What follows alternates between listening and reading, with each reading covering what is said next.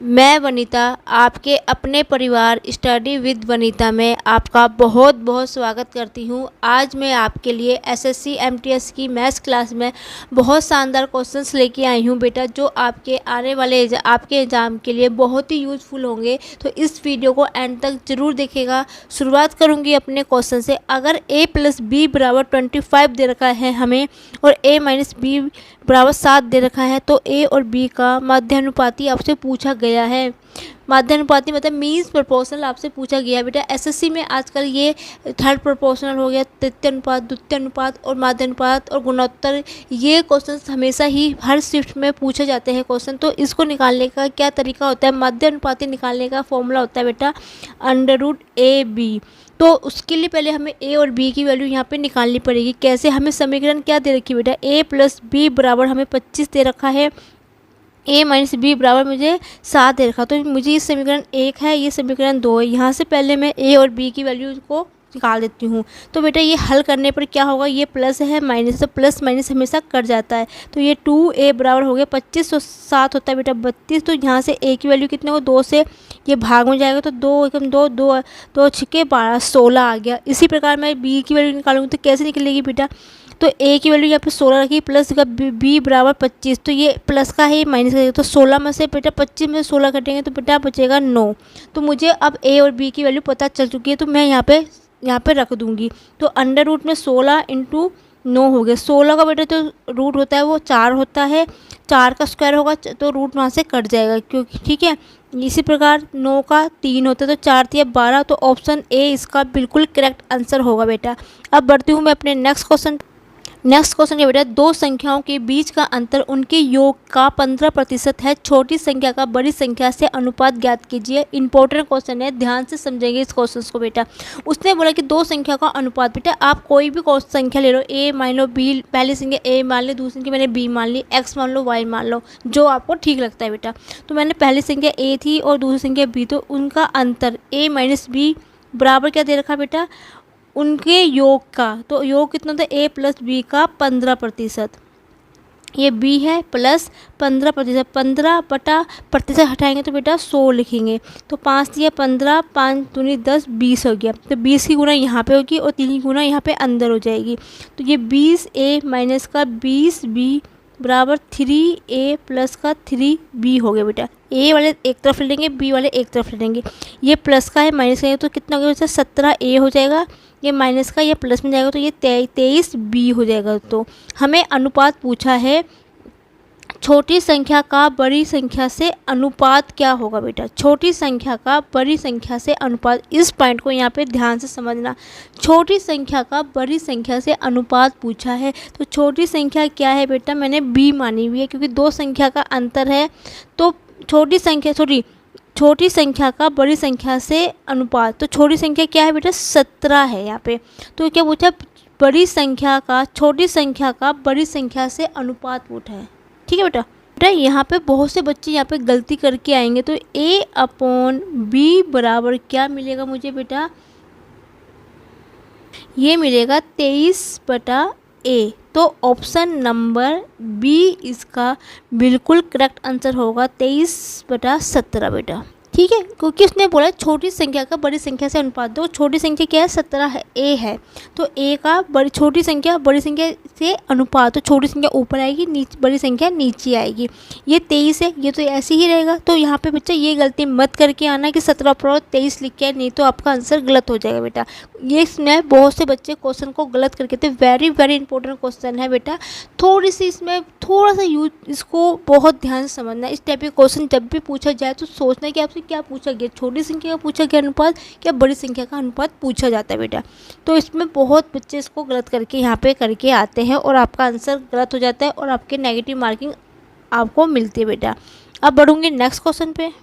Next question है बेटा, एक कुर्सी 800 रुपये में खरीदी जाती है, ठीक है, 1100 रुपये में बेची जाती है, लाभ प्रतिशत ज्ञात कीजिए। सीधी सी बात है बेटा, 800 की चीज़ खरीदी गई मतलब वो आपका क्रय मूल्य है, 1100 में बेची के विक्रय मूल्य। 800 की चीज़ जब 1100 में बेची जा रही है तो यहाँ पे सीधा दिख रहा है कि कम की चीज़ जब ज़्यादा बेची जाए तो यहाँ पे कितने का लाभ मिल रहा है बेटा? यहाँ से मुझे मिल रहा है ₹300 का लाभ मिल रहा है, प्रॉफिट मिल रहा है। लाभ प्रतिशत का निकालने का तरीका फॉर्मूला होता है लाभ बटा क्रय मूल्य। क्रय मूल्य है जो चीज़ खरीदी जाती है वो क्रय मूल्य होता है 800 बटा 100 जी गुना 100। ये इसका फॉर्मूला होता है कि लाभ बटा क्रय मूल्य गुना 100। हानि होगी तो हानि बटा क्रय मूल्य गुना 100। लाभ और हानि हमेशा क्रय मूल्य पे ही निकलती है बच्चा। ठीक है, 0 से 0 कट गया, ये कटेगा 30 है, 8 का 8 8 या 24 हो गया, 60 हो गया बेटा। 8 सत्ते 56, 8 6 सत्ते 56, 4 बचेगा, 0.0 आएगी, 8 पंजे 40, तो 37.5 इस प्रतिशत इसका करेक्ट आंसर होगा। ऑप्शन नंबर बी बिल्कुल सही आंसर होगा बेटा। ठीक है बेटा, अब बढ़ते हैं अपने नेक्स्ट क्वेश्चन पे। नेक्स्ट क्वेश्चन क्या बेटा, 14 सेंटीमीटर ऊंचाई वाले एक समवृत्तीय बेलन का वृत्त पृष्ठीय क्षेत्रफल 110 सेंटीमीटर स्क्वायर है। बेलन का आधार का व्यास कितना होगा। व्यास मतलब यदि मुझे त्रिज्या पता लग जाए तो मैं व्यास अपना आप निकाल सकती हूँ कि व्यास त्रिज्या की आधी होती है और त्रिज्या व्यास का दुगना होता है। तो कैसे निकालेंगे, क्योंकि हमें ऊंचाई दे रखी है बेटा, वृत्त पृष्ठीय क्षेत्रफल दे रखा, तो बेटा समवृत्तीय बेलन का वृत्त के क्षेत्रफल का फॉर्मूला होता है बेटा 2πr/h। ठीक है, बराबर कितना दे रखा हमें 110 दे रखा, तो 2 गुना 22/7 r मुझे निकालना है। 14 दे रखा मुझे, h ऊंचाई दे रखी है 14, 7 दूनी 14 होता है बेटा, 11 एकम 11, 11 दूनी 22 हो गया, 2 पंजे 10 हो गया बेटा। तो कितना आ गया इसका आंसर, ये बनेगा r बराबर मुझे कितना मिल जाएगा बेटा, ये 5 हो गया, 5 और ये कितना 2 गुना 2 4/4 हो गया। तो दशमलव कितना का 4 एकम 4 हो गया, दशमलव लगाई, 0 लगाई, कुछ गलत हो गया क्या, कहीं गलती हो रही मुझे ऐसे क्यों लग रहा। नहीं सही है, सही है। 4 एकम 4 दशमलव लगाई, 4 दूनी 8। ठीक है बेटा, अभी इतना ही रहने देती हूँ, आगे फिर संख्या बढ़ेगी तो कितना आ गया 12 आ गया, 1.2 आ गया। व्यास त्रिज्या की दुगनी होती है तो 12 का दुगना करोगे 24 होगा, 0.1 के बाद आएगा तो 2.4 सेंटीमीटर आएगा। तो ऑप्शन नंबर बी इसका बिल्कुल करेक्ट आंसर होगा बेटा। ठीक है बेटा, त्रिज्या उसका दुगना होता है, 12 का दुगना 24 होता है, 0.1 के बाद है तो 2.4 इसका करेक्ट आंसर होगा। क्योंकि आंसर हमें 0.1 संख्या 1 दे रखी है तो मुझे आगे वैल्यू निकालने की ज़रूरत नहीं पड़ेगी, क्योंकि मुझे पता है कि पॉइंट के बाद सिर्फ एक ही संख्या है आंसर में, तो आगे क्यों करूँ बेटा मैं। ठीक है बेटा, अब बढ़ते हैं अपने नेक्स्ट क्वेश्चन पे। नेक्स्ट क्वेश्चन क्या है बेटा, मीना और टीना मिलकर किसी काम को 50 घंटे में पूरा कर सकते हैं। टीना और सीमा मिलकर उसी काम को 75 घंटे में कर सकते हैं। और मीना और सीमा मिलकर उसी कार्य को 25 घंटे में कर सकते हैं, तो वह समय ज्ञात कीजिए जिसमें मीना, सीमा, टीना मिलकर कार्य को पूरा करेंगे। कार्य और समय का क्वेश्चन है बेटा, टाइम एंड वर्क का, बहुत ही शानदार क्वेश्चन है, ध्यान से समझेंगे इस क्वेश्चन को बेटा। ठीक है, उसने क्या बोला है बेटा, मीना और टीना कितने दिन में कर रहे हैं, 50 दिन में कर रहे हैं बेटा। टीना और सीमा कितने दिन में कर रहे हैं बेटा, 75 दिन में कर रहे हैं। और इसी प्रकार सीमा और मीना कितने दिन में कर रहे हैं बेटा, उसको कर रहे हैं बेटा कितने, 25 दिन में। तो बेटा इस टाइप के क्वेश्चंस को हमेशा एलसीएम मेथड से ही सॉल्व करना। तो इस तीनों का हम एलसीएम लेंगे तो एलसीएम कितना आएगा बेटा, 150 आएगा। कैसे, 25 दूनी 50, 25 या 75 होता है। ठीक है, तो यहाँ से ये 3 बार करें तो 25 या 150 होता है। तो ठीक है बेटा, 75 या 150, तो ये इसकी ट्रिक होती है निकालने की। ठीक है बच्चा, तो बेटा ये 150 जो निकला, ये क्या होता है, कुल कार्य होते हैं, कार्य क्षमता होता है, टोटल वर्क होता है, जिसको कार्य दक्षता भी कहा जाता है बेटा। ठीक है, यदि 50 दिन में 150 कार्य कर रहा है तो इनका एक दिन का कार्य कितना होगा दोनों का मिलकर, तो 50 में 150 से भाग दोगे तो 3 आएगा। इसी प्रकार इसका 2 आएगा, 75 या 150, 75 दूनी 150 होता है, 25 छिके 150 होता है। ये क्या है, 3, इन सब का एक दिन का कार्य निकल गया। तो दोनों का टोटल कार्य एक दिन का कितना होगा बेटा, मीना यहाँ भी, मीना यहाँ है तो 2m होगा, 2t होगा, 2s होगा, मतलब 2 मीना होगी, 2 टीना होगी, 2 सीमा होगी। तो मैं 2 को यहाँ पे कॉमन ले लिया, तो मीना, टीना, सीमा बराबर किसकी हो जाएगी बेटा, दोनों का एक दिन का कार्य कितना है, 6 2 8 हो गया, 1 11 हो गया। ये क्या निकाला मैंने, इनका 2 दिन का 1 दिन का कार्य निकाल दिया है। पहले 1 दिन कार्य निकाल दिया कितना, तो दोनों को, तब मैं तीनों को जोड़ूंगी तो 2 इनका मैंने कॉमन ले लिया। यदि 2 यहाँ से हटा दूंगी तो बेटा 2 हो जाएगा। मतलब इन तीनों का 1 दिन का कार्य कितना हो जाएगा, 11/2 हो जाएगा। अब इन्होंने पूछा है कि इसमें से मीना और ये तीनों मिलकर उस कार्य को कितने दिन में पूरा ख़त्म करेंगे। तो सीधा सा इसको निकालने का तरीका होता है बेटा, आपको टोटल जो कार्य दिया है, टोटल कार्य कितना है, 150 है। उसको आपने 1 दिन के इन तीनों के 1 दिन के कार्य से भाग दे दो तो आपका आंसर आ जाएगा। तो बेटा ये 2 है, ये ऊपर चल जाएगा तो 150 दूना कितना होता है, 300 होता है। 11 नीचे ही रहेगा तो 300/11 इसका करेक्ट आंसर होगा। ऑप्शन नंबर ए इसका बिल्कुल करेक्ट आंसर है बेटा। आपको किसी भी क्वेश्चंस में कहीं भी कोई भी दिक्कत होगी तो मुझे बेटा कमेंट सेक्शन में लेके बता देना, तो मैं अगली क्लास में पहले आपके डाउट ही क्लियर करूँगी। इसके अलावा आपको किसी भी क्वेश्चंस में कहीं भी कोई दिक्कत आ रही है तो मुझे आप कमेंट सेक्शन में या मेरे PDF बना के मेरी मेल ID पे भी आप उसको सेंड कर सकते हैं बेटा।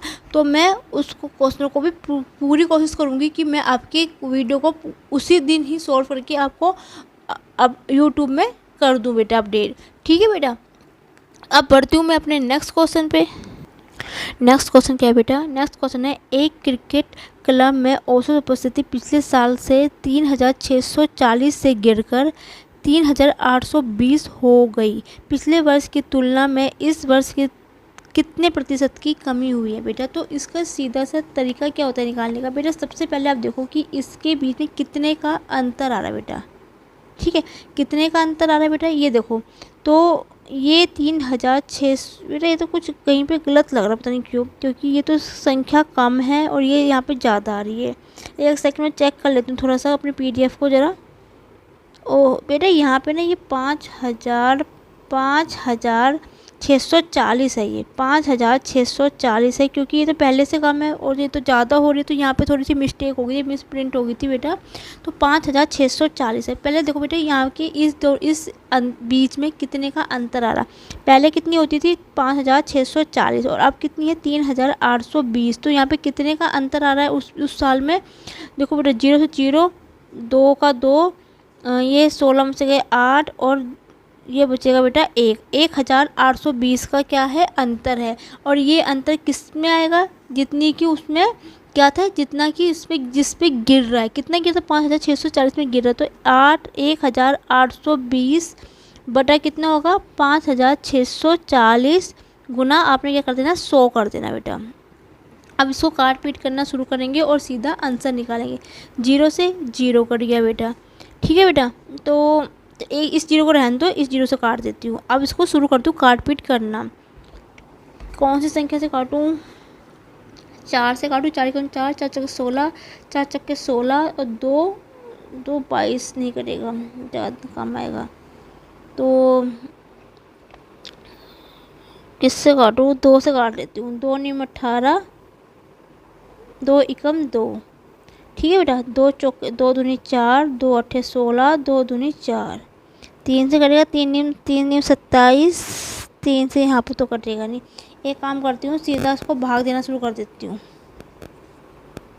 ठीक है, या इसको यहाँ पे काट देती हूँ। चलो, ये हो जाएगा 9100/282।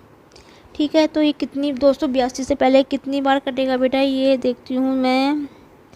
3 बार कटेगा, 3 काम आएगा, 4 बार कट के देखती हूँ। 4 दूनी 8, 4 32 का 3 हासिल लगा।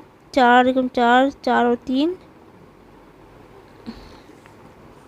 282 को 4 बार गुना करके देखती हूँ। 4 दूनी 8, 4 चक्के 8 है, 8 चौके 32 का 3 हासिल लगा बेटा।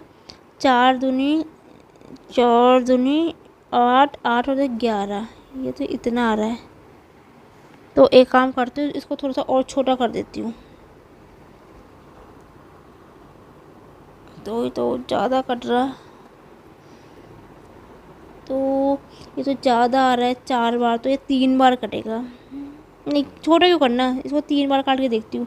3 बार कटेगा, 3 दूनी 6, 8 या 24 का 2 हासिल लगा। 3 6 2 8, 846। तो ये कटेगा 3 बार। तो 3 बार कौन से ऑप्शन में है, ऑप्शन नंबर डी में। तो मुझे आगे गुना करने की ज़रूरत नहीं पड़ेगी, क्योंकि मुझे स्टार्टिंग में ही पता चल रहा है कि मेरा जो आंसर आएगा 3 में आएगा। तो 3 में आएगा, वो सिर्फ ऑप्शन 1 में ही है, डी में। तो आगे गुना करने की, यदि मेरा 2 होता तो यहाँ पे 2 में था, तो मुझे आगे कोई कैलकुलेशन करनी पड़ती, क्योंकि मुझे पता लग रहा है कि मेरा आंसर 3 में आ रहा, तो मुझे आगे गुना करने की ज़रूरत नहीं पड़ेगी भाग करने की। ठीक है बेटा, अब बढ़ते हैं नेक्स्ट क्वेश्चन पे। नेक्स्ट क्वेश्चन ये बेटा, एक किताब 300 रुपये में सूचीबद्ध है, 20% की छूट के साथ विक्रय मूल्य 216 रुपये पर लाने के लिए कितनी अतिरिक्त छूट देनी चाहिए। बहुत ही शानदार क्वेश्चन है, ध्यान से समझेंगे इस क्वेश्चन को बेटा। ठीक है, उसने क्या बोला है, 300 रुपये की छूट, 20% की छूट है, तो 3 से का आपने 20% निकाला, क्योंकि बेटा वो छूट की बात कर रहा है, तो 100 में से घटाएंगे। तो 100 में से 20 घटा तो कितना होगा, गुना 80 आएगा, बटा प्रतिशत हटेगा तो 100 आ जाएगा। और वो क्या दे रखा है बेटा, यहाँ से मैं क्या निकालूंगी बेटा, अब इसको सोल्व करते हैं। ठीक है, तो 300 रुपये में है, तो 20% की छूट है, तो यहाँ से मुझे पता लगेगा कि उसका क्रय मूल्य कितना था। 0 से 0 कट गया, 0 से 0 कट गया, 8 या 24, 240, मतलब जो ये था ये इसका क्रय मूल्य निकल गया। क्योंकि 300 की सूचीबद्ध थी, 20% की छूट के साथ विक्रय मूल्य पर इतने पर लाने के लिए कितना, सीधी सी बात है 240 था, ये क्या है बेटा, इसका क्रय मूल्य था। तो यहाँ पे अब क्या है, ठीक है, क्रय मूल्य मुझे पता लग गया। तो यहाँ पे कितने लाने चाहिए बेटा, कितने का अंतर है, पहले 240 था, फिर 216 में लाने के लिए कितने का अंतर आ रहा है बेटा, ये आएगा 24 का क्या आ रहा है, अंतर आ रहा है। अब वो बोला कि इतने में किस पे लाएंगे इसको, ये आपके क्रय मूल्य पे आएगा।